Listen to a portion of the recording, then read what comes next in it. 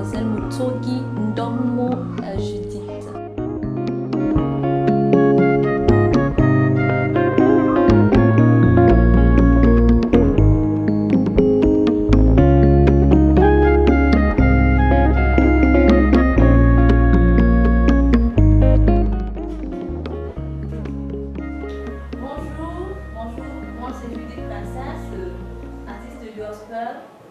Là, nous sommes dans mon bureau.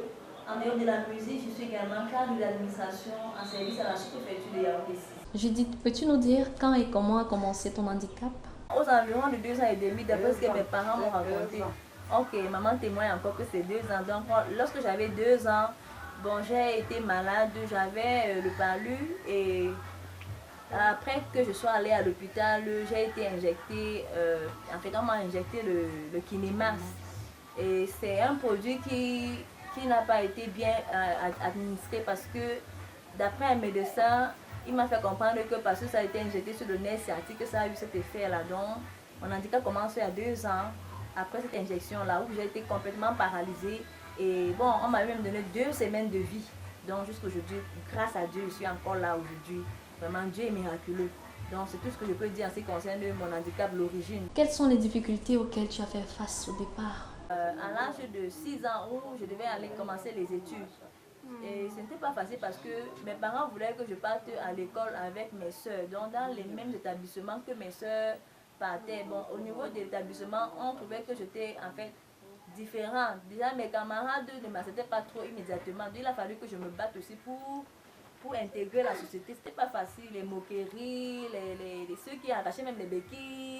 Ceux qui, donc vraiment, c'était pas facile, mais j'avais la famille qui me soutenait. Ma mère était là pour m'accompagner à l'école. Si c'était pas ma mère, c'était mon père. Si c'était pas mon père, c'était mon grand frère. Si c'était pas mon grand frère, c'était ma grande soeur. Donc j'étais vraiment épaulée par toute la famille. Donc chacun vraiment a joué un grand rôle dans mon évolution scolaire. Donc même par rapport à l'intégration, en fait, comme je le disais, dans tous les domaines, vraiment la famille a vraiment joué son rôle comme il fallait. La société a-t-elle fait quelque chose pour toi? La société a fait sa part d'une part parce que quand j'étais, je vais dire, à l'école primaire, les maîtresses déjà se rassuraient que quand je suis en classe, je n'ai pas de problème, je reçois les cours normalement. Elles m'ont accepté comme ça là. Ils disaient que c'était pas aussi facile, mais les maîtresses m'ont aidé, elles m'ont soutenu. Et puis maintenant, quand je suis arrivée au lycée, maintenant c'est là où j'étais vraiment, il fallait que je montre que je peux m'en sortir. Donc déjà en 6e, je me rappelle, le lycée Bimassi, en 6e 5, où premier trimestre, j'avais eu la première note en mathématiques, et puis là j'ai eu le respect de pratiquement toute la classe en mathématiques. Donc j'étais vraiment, ça m'a aidé. Les affaires sociales ont fait ce qu'ils pouvaient faire. Bon, j'ai reçu une bourse de formation professionnelle en 2011. Donc, c'était avec l'aide du ministère des Affaires sociales. Donc, vraiment, je remercie vraiment les Affaires sociales pour cela. Et aussi, les associations où j'ai eu à passer, la CAUCAM a aussi fait sa part. J'ai été membre de l'association de la CAUCAM.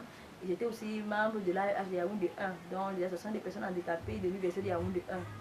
Et dans cette association, nous avons eu beaucoup d'actions. Donc, pendant que j'étais là, j'ai appris à voir les autres handicapés et à simplifier ma part d'handicap. Le recteur, bon, il se rassurait quand même qu'on soit quand même bien. Quand je dis bien, c'est qu'il faisait ce qu'il pouvait faire. Bon, il est vrai que de nos jours maintenant, lorsque on voit les amphis qui sont construits actuellement, on respecte vraiment l'approche handicap parce qu'il y a les rampes. Auparavant, quand j'étais là, c'était difficile, je pleurais même parfois parce que lorsqu'un cours finissait ici et que l'autre professeur dit que c'est dans l'autre salle, donc il fallait, ici la salle est une petite salle, c'était vraiment pénible parce que certaines personnes quittaient en courant pour aller occuper les sièges. Bon, moi alors comme je ne pouvais pas courir comme les autres, bon, quand j'arrivais sur le, bon, c'était pas toujours facile, mais quand il y avait un professeur qui me voyait, bon, il m'aidait quand même pour que je puisse avoir le cours. C'est dans certains cas, c'était pas tout le temps. Donc, je vais dire, en ce qui concerne le social, vraiment la société universitaire a fait sa part vraiment aussi dans ce sens. Actuellement, c'est là, comme je vois les nouveaux bâtiments, on respecte l'approche handicap et moi ça me plaît. Et ça me plaît parce que les autres handicapés qui viennent maintenant dans les universités d'État ont ce privilège-là de ne pas souffrir la souffrance que j'ai connue par le passé. As-tu des personnes en ta charge? Pour les personnes en charge, il est vrai, lorsque j'étais en Bamayo, j'avais mes deux petits frères qui étaient à ma charge. Donc je m'occupais d'eux étant en Bamayo. Bon, là on m'a affecté. Il y a déjà 6 mois à Yaoundé et c'est pendant l'année scolaire qu'on leur a affecté. Donc je ne pouvais pas leur faire déplacer comme ça pour venir sur Yaoundé. Donc j'ai voulu qu'ils restent là-bas pour finir avec leur examen. Quel conseil as-tu à donner aux autres personnes handicapées? Un conseil que je peux donner aux personnes handicapées, c'est que l'handicap n'est pas une fatalité. Il est vrai qu'à un certain âge, parfois on se dit qu'on n'a pas d'avenir. Et pourtant, bon, il y a tout. Dieu ne fait rien pour rien. S'il a permis que quelque chose arrive dans le physique, ou bien que, bon, je vais dire surtout dans le physique, c'est pas pour notre destruction, c'est pour, en fait, le Seigneur lui veut qu'on utilise nos points de faiblesse comme étant des stratégies pour être plus fort, pour aller au-dessus, donc pour relever vraiment les défis. S'il a permis que telle chose arrive, il a aussi ouvert une autre porte pour que on puisse, je sais pas, braver et montrer vraiment que l'handicap là, c'est pas une fatalité. Moi j'ai vécu presque toute ma vie comme ça. Je me rappelle même pas si j'ai marché. Non, on me raconte seulement que j'ai marché et puis bon, il y a aussi des photos. Bon. Mais Dieu est bon, Dieu m'a soutenu, Dieu m'a aidé vraiment à relever ces défis-là. Donc ce que je peux conseiller aux handicapés, c'est vraiment d'avoir confiance en Dieu, d'accepter la main tendue que Dieu donne. Parce que Dieu est le seul qui est capable en fait, de t'aider vraiment dans tous les domaines de la vie. Dans tous les domaines de la vie, quelle que soit la situation dans laquelle tu te trouves. Vraiment, le Seigneur Jésus-Christ est vivant et tel qu'il m'a soutenu, il va te soutenir également. Je suis là en face de ceux que j'appelle les tout petits, les plus petits que nous, qui ont besoin d'un coup de pouce pour pouvoir atteindre les objectifs assignés à leur vie. Ce que je peux faire au quotidien, c'est d'abord avoir une forte attention sur ces personnes qui ont besoin d'un accompagnement et les approcher pour pouvoir savoir quels sont les défis qui sont les leurs et puis, chemin faisant, essayer avec eux, avec leur concours, pour atteindre les objectifs. J'ai souvent eu un peu de honte par rapport à beaucoup d'autres personnes non handicapées dehors qui sont incapables de accomplir quoi que ce soit. Et je peux conclure que mes enfants ici, ils voient et ils agissent. Ils voient à travers les yeux de la foi, ils agissent. Et je peux leur apporter aussi, et ce que je fais, c'est un encadrement dans l'enseignement biblique et dans le conseil pastoral. Nous avons vu ici, on se rend quand même compte qu'il y a des personnes handicapées qui sortent du lot. Alors nous voulons outiller les différentes communes de manière à travailler et à prendre en compte dans leurs différentes politiques les personnes handicapées. Les plans d'action élaborés et mis à la disposition des différentes communes vont donc permettre à ces communes de prendre en compte la dimension personnes handicapées dans toute leur planification et dans leurs différentes réalisations. Le Club des jeunes aveugles réhabilités du Cameroun a bénéficié d'un financement de l'Union européenne à travers le programme d'appui à la société civile, le PASC. Le projet intitulé « Appui à la appropriation inclusive et locale du cadre juridique de promotion et protection des personnes handicapées » consiste justement à travailler aux côtés de mairies de manière à les équiper pour mieux accueillir et encadrer les personnes handicapées. Nous avons dans un premier temps fait un état de lieu à travers la réalisation d'un rapport du diagnostic du capital social dans les 7 communes du département du Fundi. Ensuite, nous avons travaillé avec les mairies pour élaborer un plan d'action de promotion et protection des personnes handicapées. Voilà en gros ce que nous faisons depuis quelque temps avec les communes du département du Fundi. Nous ne sommes pas du tout indifférents à ce que représente pour nous l'appui aux personnes handicapées. Au niveau de la municipalité, nous accordons beaucoup d'attention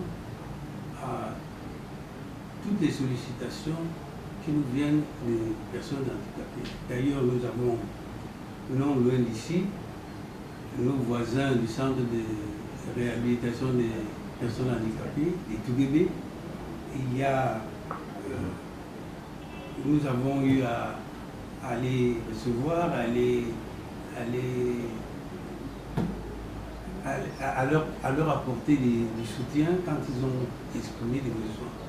Donc, nous pensons que cela rentre dans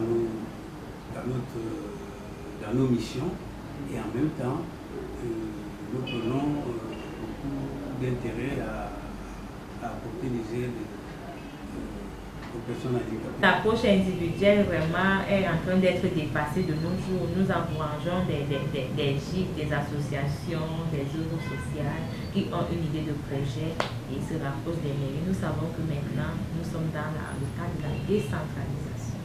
Donc, c'est les mairies qui sont à pied d'œuvre. La mise en œuvre de la décentralisation est effective au niveau des mairies. Mais il faut que ça passe par un avis technique qui est qu'on recouvre au centre social territorialement compétent. C'est pour cela qu'à Yaoundé, nous avons 8 centres sociaux qui s'occupent des cas sociaux du département et qui mettent à la disposition de la mairie des dossiers.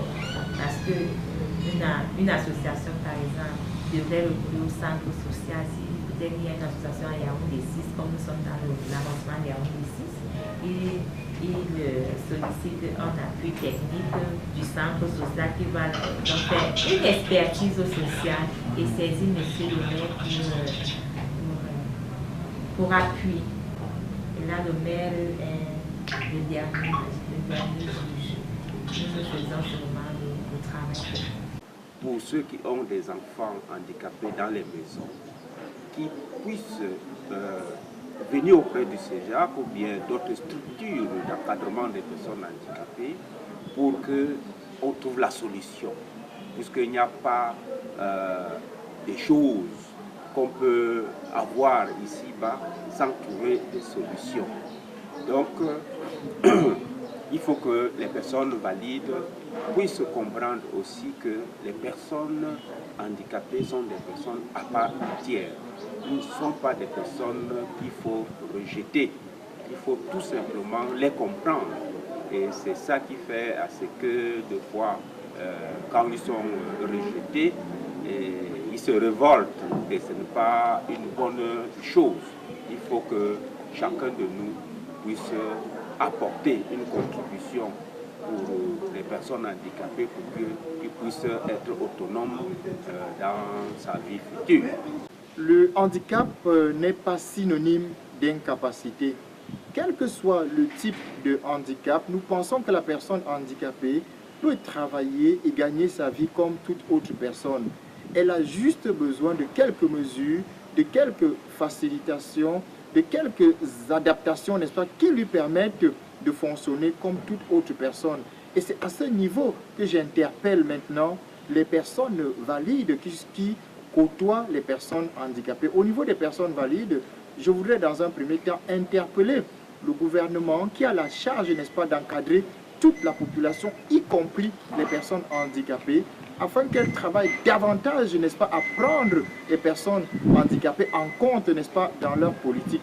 Au niveau des organisations de la société civile et même des entreprises, je voudrais leur dire que les personnes handicapées sont capables de travailler, capables d'être aussi rentables que toutes les autres personnes. Elles ne doivent pas hésiter, n'est-ce pas, à recruter, n'est-ce pas, les personnes handicapées au sein de leurs différentes entreprises.